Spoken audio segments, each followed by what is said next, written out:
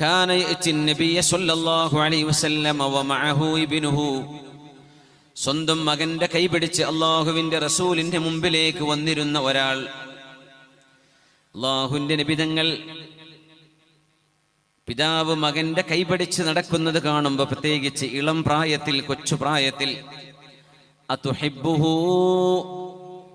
ഈ കുഞ്ഞിനോട് നിങ്ങൾക്ക് വല്ലാത്ത ഇഷ്ടമാണല്ലേ, കുഞ്ഞിനെ നിങ്ങൾ ഇഷ്ടപ്പെടുന്നുവല്ലേ എന്ന് ചോദിച്ചപ്പോ അല്ലാഹുവിന്റെ ഹബീബിനോട് പറഞ്ഞ മറുപടി, യാ റസൂലല്ലാഹ് അഹബ്ബകല്ലാഹു കമാ ഉഹിബ്ബുഹു.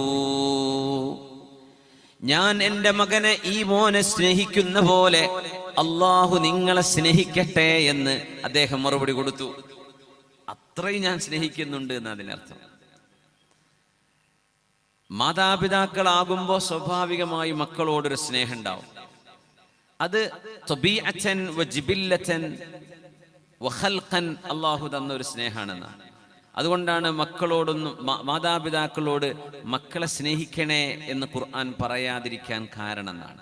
നേരെ മറിച്ച് മക്കൾ തിരിച്ച് സ്നേഹിക്കുക എന്ന് പറഞ്ഞാൽ അത് തഹല്ലുഖൻ കിട്ടേണ്ട ഒരു സംഗതിയാണ്. ജന്മനാ കിട്ടിക്കൊള്ളുന്നില്ല. മാതാപിതാക്കളോട് മക്കൾക്ക് അങ്ങോട്ട് സ്നേഹം ഉണ്ടാവുക എന്ന് പറഞ്ഞാൽ അത് വേണമെന്നാണ് ഖുർആൻ പറഞ്ഞത്. മറ്റേത് സ്വാഭാവികമാണ്. ആരാണ് മക്കളെ സ്നേഹിക്കാത്തത്? അതുഹിബ്ബുഹു, നിങ്ങളുടെ പൊന്നുമോനെ നിങ്ങൾ സ്നേഹിക്കുന്നുണ്ടല്ലേ എന്ന് പറഞ്ഞതിന് ആ മനുഷ്യൻ പറഞ്ഞ മറുപടി, നബിയെ, ഞാൻ എൻ്റെ മകനെ സ്നേഹിക്കുന്ന പോലെ അഹബ്ബകല്ലാഹു കമാ ഉഹിബ്ബുഹു, എൻ്റെ മോനെ ഞാൻ സ്നേഹിക്കുന്ന പോലെ അല്ലാഹു നിങ്ങളെ സ്നേഹിക്കട്ടെ നബിയെ. അല്ലാഹുവിന്റെ ഹബീബ് സ്വല്ലല്ലാഹു അലൈഹി വസല്ലമ തങ്ങൾ ആ വാപ്പയെയും മോനെയും എപ്പോഴും മസ്ജിദിൽ ഇങ്ങനെ കാണാറുണ്ട്. കുറച്ചു കാലങ്ങളായി മോനെ കാണാതെ വന്നപ്പോ, മാ ഫഅല ബിനു ഫുലാൻ, നമ്മുടെ സഹോദരൻ എവിടെ, സ്വന്തം കുഞ്ഞിന്റെ കൈപിടിച്ചു വന്നിരുന്ന ആ വാപ്പ എവിടെ എന്ന് ചോദിച്ചപ്പോ അവര് പറഞ്ഞു, യാ റസൂലല്ലാഹി മാത്, നബിയെ, അയാളുടെ മകൻ മരിച്ചുപോയി നബിയെ, ആ പിഞ്ചുബാലൻ മരിച്ചുപോയിട്ടുണ്ട്.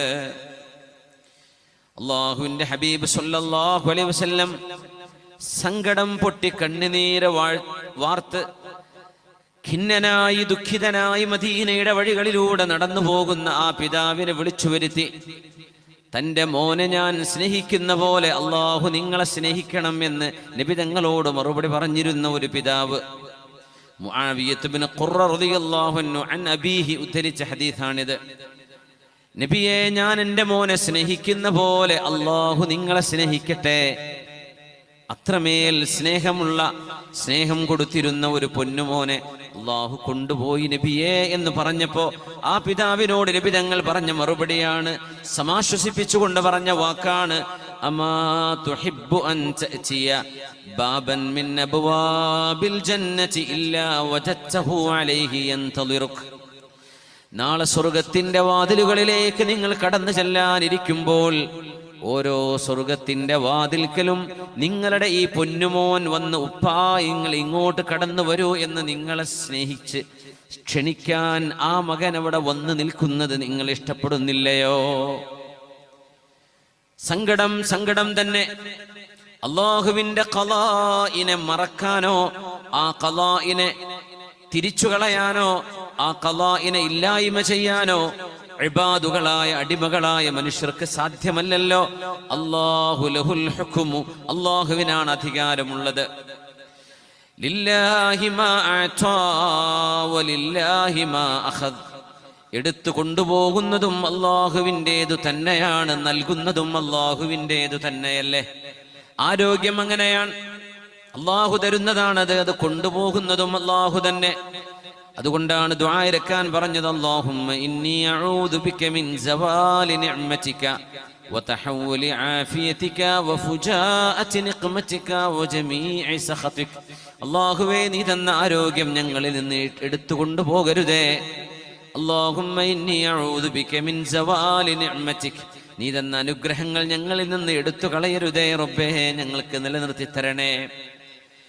പക്ഷേ ദുഃഖിതനായി കിടക്കുന്ന ഒരു വാപ്പയോട്, മകൻ മരിച്ചുപോയ ഒരു പിതാവിനോട്, അത്രമേൽ മകനെ സ്നേഹിച്ച ഒരു ഉപ്പയോട് എന്താണ് പറയേണ്ടത് എന്ന് നമുക്ക് എന്ത് പറയാൻ കഴിയും? പുണ്യനബി തങ്ങൾ പറഞ്ഞ മറുപടി ഇങ്ങനെയാണ്: അമാ തുഹിബ്ബു, നിങ്ങളുടെ മകനെ അല്ലാഹു കൊണ്ടുപോയി ആ മകനെ നാളെ സ്വർഗലോകത്ത് കണ്ടുമുട്ടുന്നത് നിങ്ങൾ ഇഷ്ടപ്പെടുന്നില്ലയോ? അൻ തഅതിയ ബാബൻ മിൻ അബ്വാബിൽ ജന്ന ഇല്ലാ വജദ്തഹു അലൈഹി യന്തളിറുക. സ്വർഗത്തിന്റെ വാതിലുകളിൽ ഓരോ വാതിലിന്റെ അരികത്തും ഉപ്പാ എന്ന് വിളിക്കാൻ വേണ്ടി ആ മകൻ അവിടെ കാത്തിരിക്കുന്നുണ്ടെങ്കിൽ നിങ്ങൾക്ക് എന്താണ് പ്രയാസം? അതുപോലെ നിങ്ങൾക്ക് എന്ന വാക്കിലാണ് ആ മനുഷ്യന്റെ മനസ്സിന് സമാധാനമായത്. പിഞ്ചുമക്കൾ, പേരക്കിടാങ്ങൾ, മരണപ്പെട്ടു പോയ ആളുകൾ ഈ സദസ്സിൽ ഇരിക്കുന്നവരിലുണ്ട്, പെങ്ങന്മാരിലുണ്ട്, സഹോദരിമാരിലുണ്ട്, നമ്മുടെ നാടുകളിൽ ഒരുപാടുണ്ട്.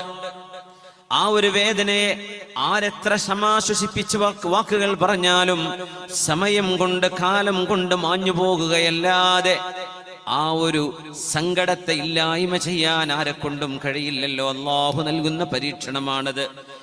ഒരാൾ ചോദിച്ചു: യാ റസൂലല്ലാഹി അലഹു ഖാസ്സത്തുൻ അം ലികുല്ലിനാ? നബിയേ, ആ മനുഷ്യന്റെ കുഞ്ഞു മരിച്ചതിൽ അയാളുടെ മകൻ സ്വർഗത്തിന്റെ വാതിലുകളിൽ വന്നവരെ കാത്തിരിക്കും എന്ന് പറഞ്ഞത് അദ്ദേഹത്തിന് മാത്രമാണോ? അംലി കുല്ലിന, ഞങ്ങൾ എല്ലാവർക്കും ഉള്ളതാണോ എന്ന് ചോദിച്ചപ്പോ ഫഖാല സല്ലല്ലാഹു അലൈഹി വസല്ലം ബൽ ലികുല്ലിക്കും, അത് നിങ്ങൾക്ക് മുഴുവനും അങ്ങനെയാണ്. അല്ലാഹു അങ്ങനെ ഒരു പരീക്ഷണം നൽകിയാൽ ആ പിഞ്ചുമക്കൾ നിങ്ങളെ സ്വർഗത്തിന്റെ വാതിൽക്കൽ വന്ന് യാ ഉമ്മാ യാ അബതാ, എന്റെ ഉമ്മ, എന്റെ ഉപ്പ എന്ന് പറഞ്ഞ് അവരെ സ്വീകരിക്കാൻ ആ മക്കൾ ഉണ്ടാകുമെന്ന് പരിശുദ്ധ റസൂലുള്ളാഹി സ്വല്ലല്ലാഹു അലൈഹി വസല്ലം. ഹബീബായ നബി തങ്ങളോട് സ്വഹാബിമാർ വന്നൊരു ചോദ്യം ചോദിച്ചത് സ്വഹീഹ് ഇബ്നു ഹിബ്ബാനിൽ കാണാം: അയ്യുന്നാസി അശദ്ദു ബലാആ? നബിയെ, എത്രമേൽ പരീക്ഷണങ്ങൾ ഉണ്ടാകുന്ന ആളുകൾ ആരാണ് നബിയെ? ആർക്കാണ് ഏറ്റവും കൂടുതൽ പരീക്ഷണങ്ങൾ ഉള്ളത്? ഖാല അൽ അംബിയാ, അംബിയാക്കന്മാരാണ്, പ്രവാചകന്മാരാണ്. അംബിയാക്കന്മാരിൽ ഈർച്ചവാളുകളാൽ ഈരപ്പെട്ട നബിമാരുണ്ട്. മരം മുറിക്കുന്ന പോലെ നബിയുല്ലാഹി സക്കരിയ അലൈഹിസ്സലാം. സക്കരിയ നബി അലൈഹിസ്സലാം, അല്ലാഹു ആ മഹാന്റെ പ്രാർത്ഥനകളാണ് ഒരുപാട് സൂറകളിൽ, സൂറത്തു മറിയമിലും സൂറത്തു ത്വാഹയിലടക്കം മഹാനായ സക്കരിയ നബി അലൈഹിസ്സലാമിനെ പരാമർശിച്ചത് കാണാൻ കഴിയും.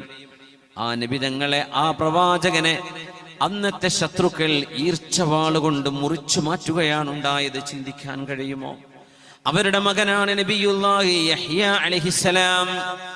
ജോൺ ദ ബാപ്റ്റിസ്റ്റ് എന്ന് ക്രിസ്ത്യാനികൾ വിളിക്കുന്ന യഹ്യ നബി അലൈഹിസ്സലാം.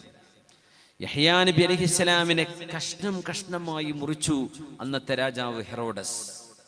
യഹ്യ നബിയുടെ കയ്യിന്റെ ഒരു ഭാഗം, ഇന്ന് തലയോട്ടിയുടെ ഒരു ഭാഗവും തുർക്കിയിലെ ടോപ്പ് കാപ്പി മ്യൂസിയത്തിലുണ്ട്. ആ കൈയൊരു സ്വർണത്തിന്റെ കവചത്തിലായി വെച്ച് കയ്യിന്റെ ഭാഗം സൂക്ഷിച്ചു വെച്ചിട്ടുണ്ട്. യദു സക്കരിയ, യദു നബിയില്ലാഹി യഹ്യ, യഹ്യ നബി അലൈഹിസ്സലാമിന്റെ കൈ അന്നത്തെ രാജാവ് മുറിച്ചു മാറ്റിയ കഷ്ണങ്ങളിൽ ചരിത്രത്തിന്റെ ശേഷിപ്പുകളായി കൈമാറി കിട്ടിയത്. ആലോചിച്ചു നോക്കൂ, നബിമാരാണത്. ആർക്കാണ് ഏറ്റവും വലിയ പരീക്ഷണങ്ങൾ നബിയെ എന്ന് ചോദിച്ചപ്പോ ഖാല അൽ അംബിയാ, അല്ലാഹുവിന്റെ നബിമാർക്കാണ്. പിന്നെ അവരുടെ തൊട്ടടുത്ത് വരുന്നവർ, സ്ഥാനത്തിലും മഹത്വത്തിലും അവരോടടുത്ത് വരുന്നവർ ഓരോരുത്തരുടെയും ദീനിന്റെ അളവനുസരിച്ചാണ് അള്ളാഹു പരീക്ഷണങ്ങൾ നൽകുന്നത്.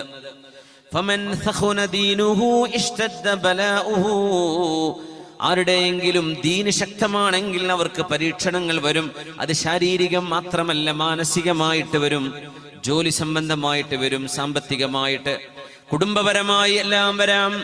فمن ثخن دينه اشتد بلاؤه ومن ضعف دينه ضعف ബലാഉഹു. ആരുടെയെങ്കിലും ദീൻ ദുർബലമാണെങ്കിൽ, ആരുടെയെങ്കിലും മതബോധം തസ്കിയത്ത് ദുർബലമാണെങ്കിൽ ളഅഫ ബലാഉഹു, അവരുടെ ബലാഉം ദുർബലമാകുന്നു. വഇന്നർ റജുൽ ലയുസീബുഹുൽ ബലാ, പരീക്ഷണങ്ങളിലൂടെ ജീവിക്കുന്ന ചില ആളുകളുണ്ട്. ആ പരീക്ഷണങ്ങൾ ഒന്ന് കഴിയുമ്പോൾ മറ്റൊന്ന്, അത് കഴിയുമ്പോൾ മറ്റൊന്ന്, അങ്ങനെ ജീവിച്ച് മരണം വരെ പരീക്ഷണങ്ങളിലൂടെ ജീവിക്കുന്നവർ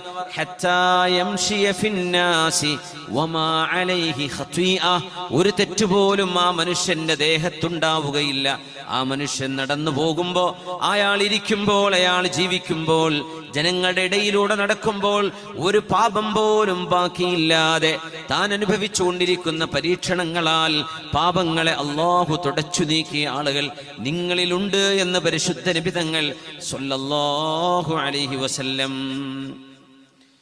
അല്ലാഹു റബ്ബുൽ ഇസ്സത്ത് അല്ലാഹുവിന്റെ പരീക്ഷണങ്ങളെ അതിജീവിക്കാനും ക്ഷമിക്കാനുമുള്ള കരുത്ത് അല്ലാഹു നമുക്ക് നൽകി അനുഗ്രഹിക്കട്ടെ.